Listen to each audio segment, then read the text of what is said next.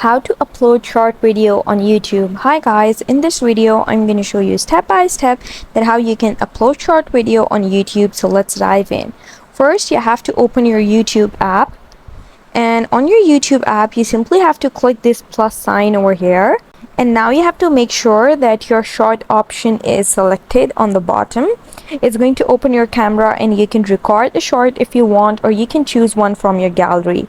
And then once your short is recorded, you can simply upload it. I'm going to record a short. So here you can see I have recorded a short video and click tick over here. So once your short is recorded, you simply have to click the tick and click next, and now you can just create your short by adding a caption over here and then click upload short.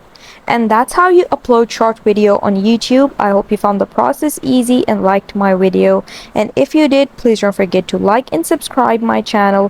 Thank you very much. See you again.